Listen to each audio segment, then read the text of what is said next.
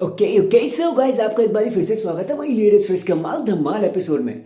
और गाइस देखो बैकलैश 2025 जो होने वाला है 11 मई सेंट लुइस मिजोरी से, उसकी बहुत सारी अपडेट्स हमारे सामने आ गई हैं। पूरे शो को तो हम कवर करेंगे और आपको ये भी बताएंगे कि यहाँ पे आप क्या कुछ एक्सपेक्ट कर सकते हो। टोटल पाँच या छः के आसपास कुछ डब्ल्यूडब्ल्यूई ने यहाँ पे मैच ऑफिशियल कर दिए हैं और कुछ और ऑफिशियल होगा अब ये भी नहीं लगता है, क्योंकि इस फ्राइडे नाइट स्मैकडाउन में ही हमें इसका गोम एडिशन देखने को मिलेगा। तो I do not think so WWE यहाँ पे कुछ ज़्यादा बुक भी करने वाली है। वैसे तो मैं पहली बैकलैश को काफ़ी पहले ही कवर कर चुका हूँ, लेकिन फिर हमें थोड़ी बहुत अपडेट्स मिल गई और फिर मैंने सोचा शो से पहले एक बार ही करना बनता भी है ताकि आपको रिमाइंडर भी मिल जाए। वैसे अगर आप इंडिया में देखना चाहते हो तो भाई नहीं होने वाला, सोनी 10 से सब कुछ खत्म हो चुका है डब्ल्यूडब्ल्यूई का। नेटफ्लिक्स खरीदो भाई, यहाँ पीकॉक पे जाओ और वहाँ से देखो, बस वहीं पे दिखेगा आपको डब्ल्यूडब्ल्यूई। खैर हम चलते हैं अपनी अपडेट की तरफ, लेकिन उससे पहले अगर चैनल पर नए हो तो चैनल को अभी लाइक एंड सब्सक्राइब कर दो। एंड नाउ आप देख रहे हैं रेसलमैनिक्स एंड सब्सक्राइब करना तो बनता है। तो देखो यार, शो पे टोटल 5-6 मैचेस है, जहाँ पे 4 तो टाइटल मैचेस ही है, मतलब इंटरकॉन्टिनेंटल चैंपियनशिप, फिर इंटरकॉन्टिनेंटल चैंपियनशिप मर्दों की तरफ से, United State championship, WWE championship, काफ़ी ज़्यादा स्टैक है, मतलब सबको ये मैच काफ़ी पसंद है। अब देखो यार, ये बैकलैश पूरा का पूरा इवेंट बुक हुआ है रेंडी ऑर्टन एंड जॉन सीना के दम पे। उसके अलावा यहाँ पे ज़्यादा कुछ देखने लायक है नहीं। नॉर्मली ये मैचेस अगर मंडे नाइट ड्रॉ पे भी हो जाते तो भी काम बन जाता, लेकिन चलो भाई, हमारा काम है चीज़ों को मैनेज करना। तो सबसे पहले आते हैं हमारे उस मैच पर जिसकी सबसे ज़्यादा और सबसे भयंकर अपडेट उसी को लेकर ही है, वो है गंथर वर्सेस पैट मैकेफी।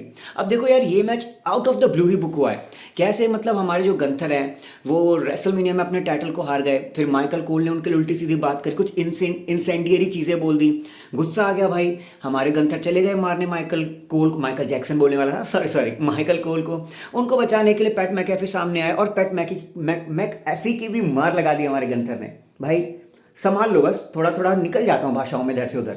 तो पैट मैकेफी की मार लगा दी हमारे गंथर ने, जिसके बाद निक एल्डिस आया और अचानक से इस मैच को बुक कर दिया आउट ऑफ द ब्लू। अब हमने इनके बीच में एक वर्ल्ड वॉर तो देख ही लिया है, जहाँ पे दोनों ने बोला कि भाई तू सॉफ्ट है गंथर, तू ये है गंथर, गंथर ने बोला पैट मैकेफी मैं सॉफ्ट हूँ, तो भाई जो पता लगेगा कि बैकलैश में क्या होने वाला है। सो भाई घूम फिरा के बात आती है कि इन दोनों में से जीतेगा कौन। देखो यार, 100% रिजल्ट बताता हूँ, जीतने वाले भी गंथर है, फेवरेट भी वही चल रहा है और हम भी उन्हें ही चूज कर रहे हैं कि वन वे और the another PAT McAfee fight तो लेकर आएंगे लेकिन जीत नहीं पाएंगे। लेकिन अल्टीमेटली माना ऐसा जा रहा है कि जब गंथर अपना बीट डाउन खत्म ही नहीं करेंगे, जीतने के बावजूद भी पैट मैकेफी को मारते रहेंगे, तब कहीं जाकर गोल्डबर्ग का रिटर्न हो जाएगा। और हाल फिलहाल में जब से मतलब बैड ब्लड हुआ है और गोल्डबर्ग और गंथर के बीच में से वो एक स्मर्क लुक एक दूसरे को उन्होंने दिया, तब से सब लोग यही मान रहे हैं कि गोल्डबर्ग का रिटायरमेंट मैच गंथर के साथ ही होने वाला है। तो अगर इस मैच को करना है तो गोल्डबर्ग को बैकलैश में आकर गंथर की बीट डाउन को रोकना होगा, पैट मैकेफी को बचाना होगा। मनी इन द बैंक में तो नहीं, लेकिन समर स्लैम 2 रातों का होने वाला है, वो भी मेटलाइफ स्टेडियम से, जहाँ पे रेसलमेनिया 35 हुआ था, जहाँ पे रेसलमेनिया 29 हुआ था। तो वहाँ के लिए बड़े मैचेस चाहिए और गोल्डबर्ग एंड गंथर से बड़ा मैच शायद ही डब्ल्यूडब्ल्यूई को मिलेगा। So according to me Goldberg की एंट्री शायद बैकलैश में हो सकती है, ब्रॉक लेसनर तो नहीं, लेकिन गोल्डबर्ग जरूर आएंगे। फिर चलते हैं अपने इंटरकॉन्टिनेंटल चैंपियनशिप मैच की तरफ, जहां पर अभी नए नए चैंपियन हमारी डेरी डॉम डॉम अपने टाइटल को डिफेंड करें अगेंस्ट पेंटा। अब देखो यार, यहाँ पर 2 चीज़ें सामने आ रही है। पहला रिजल्ट तो यही है कि अगर फिन बैलर इस मैच में ऐड हो जाते हैं और वो रेसलमेनिया का बदला लेने लगे, तब तो भाई हो सकता है डॉम डॉम मैच को हार ही जाए, क्योंकि भाई मनी इन द बैंक तक अगर लिव मॉर्गन भी गायब है तो हो सकता है ये जजमेंट डे की एंडिंग भी हो जाए। लेकिन अगर ऐसा नहीं होता तो फिर पेंटा सीधे सीधे अपने हैवी मोमेंटम के चलते मैच को तो जीत जाएंगे और फिर हमें एक ऑलमोस्ट ड्रीम मैच देखने को मिलेगा। एजे स्टाइल ने पहले इंटरकॉन्टिनेंटल चैंपियनशिप के लिए अपने इरादे बता दिए हैं। सो भाई AJ Styles versus Penta for the intercontinental championship, भाई मजा तो बहुत तगड़ा आएगा। तो भाई इसके लिए मैं 2 रिजल्ट बताता हूँ, पेंटा भी जीत सकते हैं और डोमिनिक मिस्टीरियो भी। फर्क ये पड़ता है कि भाई जजमेंट डे आकर इन चीज़ों में कितना टिंगल करती है। अब चलते हैं अपने अगले मैच की तरफ, again the intercontinental championship for the women's की साइड से। अब भाई देखो सुनो यार, लायरा वेल्किरिया भाई अभी हाल ही में चमकना शुरू हुई हैं, मतलब जब से बैकी लिंच ने अपना रिटर्न किया और एक हील टर्न ले लिया है, लायरा वेल्किरिया चमकना शुरू हो गई। भाई इतने दिन से जहां लायरा वेल्किरिया टाइटल को जीतने के बाद आंसू बहा रही थी, रो रही थी कि भाई मुझ पर कोई ध्यान नहीं दे रहा वगैरह वगैरह, फाइनली अब लोग उन पर ध्यान देने लगे हैं क्योंकि बैकी लिंच यहाँ पर आ गई। लेकिन अकॉर्डिंग टू मी, अगर इंटरकॉन्टिनेंटल चैंपियनशिप को थोड़ी सी इज्जत दिलानी है, थोड़ा सा हैवी मोमेंटम पे रखना है, तो भाई एक बड़ा नाम इसके साथ जोड़ना पड़ेगा। एंड अनफॉर्चुनेटली वो बड़ा नाम लायरा वेल्किरिया का नहीं है, वो नाम है बैकी लिंच का। अभी फेवरेट भी बैकी लिंच ही चल रही है और मैं भी यही मान रहा हूँ कि भाई वो हील हो चुकी हैं, तो कैसे भी करके वो लायरा को हराकर इंटरकॉन्टिनेंटल चैंपियनशिप अपने पास रख लेंगी। हालांकि ये बहुत बुरा होगा लायरा वेल्किरिया के लिए, लेकिन भाई अगर आप किसी टाइटल को हाइप पे ले जाना चाहते हो तो भाई एक बड़ा नाम उसके साथ जोड़ना पड़ेगा और इसीलिए हम अभी बैकी लिंच का साथ दे रहे हैं और भाई जीतने के लिए फेवरेट भी वही हैं।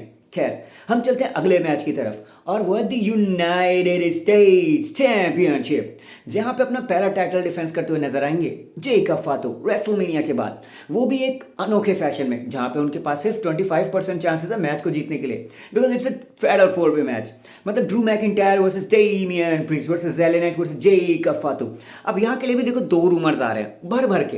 पहला रूमर तो सीधे सीधे यही है भाई, जेकब फातो ने अभी भी टाइटल जीता है, उन्होंने ब्रॉन स्ट्रोमन को लास्ट में स्टैंडिंग मैच में हराया। भाई उनकी इतनी फ्लैरी चल रही है, मैं तो खुद भी चाहता हूँ कि जेकब फातो जीते, क्योंकि बहुत समय बाद हमें एक ऐसा चैंपियन देखने को मिला है जो फाइनली एक हैवी हिटिंग रख रहा है, जिसको देखकर लग रहा है भाई इसे हराना तो नामुमकिन है।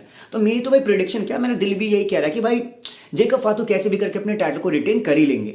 लेकिन अगर फिर भी वो नहीं कर पा रहे हैं, कुछ होता है, तो भाई देखो ऐसा हो सकता है कि सोलो सिकोवा आ जाए और जैसे कि हमारे निक एल्डिस ने कहा था कि भाई मैं उन्हें स्क्रू नहीं कर रहा हूँ, सोलो तू ही स्क्रू कर रहा है, तो क्या पता जेकब फातो को जिताने के चक्कर में सोलो सिकोवा उनको हरा ही दे, चैंपियन बन जाए इस चक्कर में ड्रू मैकिंटायर, क्योंकि उन्हीं के ही चांसेस, अगर कोई जीतने वाला है तो सबसे ज़्यादा चांसेस तो उन्हीं के ही हैं, और वहाँ पर जेकब फातो हार जाए और फिर कहीं जाकर हमें जेकब और सोलो के बीच में एक फाइट देखने को मिले। लेकिन अगर ये चीज़ नहीं होती ना, तो मैं तो आपसे वैसे ही कह रहा हूँ भाई, जेकब फातो नहीं हारने वाले, ही इज़ अनडिस्प्यूटेड। मैं खुद भी चाहता हूँ भाई कुछ समय तक वही चैंपियन रहे, and at Summer Slam Solo Sikoa Jacob Fatu United State championship, भाई ये काफ़ी ज़्यादा रेलिवेंट भी लग रहा है। बाकी लेट्स सी WWE इसके लिए क्या प्लान करती है। और अगर मैं कुछ भूल नहीं रहा हूँ तो इंटरकॉन्टिनेंटल चैंपियनशिप हो गई, मर्दों की इंटरकॉन्टिनेंटल चैंपियनशिप हो गई, US चैंपियनशिप हो गए, गंथर हो गए, और कोई मैच बच नहीं रहा। अब हमारे सामने सिर्फ एक ही मैच बन रहा है, वो है नाइट का main event, which is John Cena versus रेंडी Orton for the undisputed WWE championship. और इसी के अराउंड पूरा बैकलैश को बुक किया गया है। जॉन सीना 2 RKO खा चुके हैं। स्मैकडाउन के गोहोम एडिशन के लिए जो बैकलैश का होगा वहाँ पे रेंडी ऑर्टन भी ऑफिशियल किए जा चुके हैं। तो भाई क्या कुछ यहाँ पे होने वाला है, तो भाई देखो सबसे पहले तो सेंट लुइस मिजोरी में शो है, रेंडी ऑर्टन का होम टाउन। एक चीज़ क्लियर है कि रेंडी ऑर्टन को दबा दबा के ओवेशन मिलेगा, एक होम टाउन एडवांटेज तो हो गई, लेकिन सारी ऑडियंस उनका थीम सॉन्ग गाएगी, मज़ा आ जाएगा। जितना लाउड ने मिलता है ना, उससे भी ज़्यादा लाउड चीज़ें मिलने वाली है। लेकिन अल्टीमेटली भाई जीतने कौन वाला है, देखो भाई मैं आपका दिल तोड़ने वाला हूँ, वन वे और the another way for the one way. सीधी सीधी सी बात है भाई, जॉन सीना यहाँ पर कैसे भी करके जीत जाएंगे। अब भाई वो चीटिंग करें चीटिंग नहीं करें, अब बीच में कोडी रोड आए या कोडी रोड्स नहीं है भाई, उससे कोई फर्क नहीं पड़ता। जॉन सीना यहाँ पे 101% अपने मैच को जीत जाएंगे। भाई वो कंप्लीट हील बन चुके हैं, और अगर मैच को जीतने के लिए उन्हें अपनी हीलगिरी भी दिखानी पड़ी तो भाई वो उससे पीछे हटेंगे नहीं। तो अगर आपको ये लग रहा है कि रेंडी ऑर्टन अपने होम टाउन में कुछ अलग ही हो जाएगा, तो भाई वैसा कुछ होने नहीं वाला। WWE के इतिहास को हम जानते हैं कि WWE कभी होम टाउन हीरो को जितवाती ही नहीं है उनके घरेलू में, चाहे फिर हमारे इंडियन के वीर महान हो जाए, जिंदर महल हो जाए, उसके बाद चाहे पिछले समर स्लैम में लोगन पॉल हो जाए, या फिर उससे पहले 2 बार क्लैश एट दी कैसल में ड्रू मैकिंटायर हो जाए। WWE होम टाउन हीरोज को कभी जिताती ही नहीं है भाई, बहुत कम चांसेस होते हैं। और यहाँ भी हमारे होम टाउन हीरो रेंडी ऑर्टन का यही होने वाला है कि वो जीतने नहीं वाले। So that is it. अच्छा हाँ, खत्म करने से पहले ये ब्रॉक बाबा नहीं आने वाले हैं, ये फालतू के रूमर्स में ना फंसा करो। So that is it guys, अभी के लिए तो बस इतना ही। यही थी मेरी प्रेडिक्शन बैकलैश को लेकर। अगर मैं कोई मैच को भूल गया हूँ तो माफ करना, चैनल के साथ बने रहना, चैनल को लाइक एंड सब्सक्राइब कर दो। कोई मैच रह गया है तो भाई मैं उसे अपने लाइव सेशन में आके कवर कर दूंगा। भाई वहाँ पे बहुत सारे लोग जुड़ते हैं, बहुत क्रेजी कंटेंट आता है वहाँ पे, उसे मत मिस कर देना। लेकिन तब तक के लिए मैं मिलता हूँ आपसे अगले एपिसोड में। अपना ख्याल रखें, खुश रहें। बाबू सोना है तो बात कर ले, नहीं है तो ढूंढ ले, because life is too short, tomorrow is not guaranteed. अगर आपके आसपास में मॉक ड्रिल चल रहा है तो अपना ख्याल रखना, अपने फैमिली वालों का, अपने आसपास का ख्याल रखना। तब तक के लिए जय हिंद, जय भारत, वंदे मातरम एंड पीस।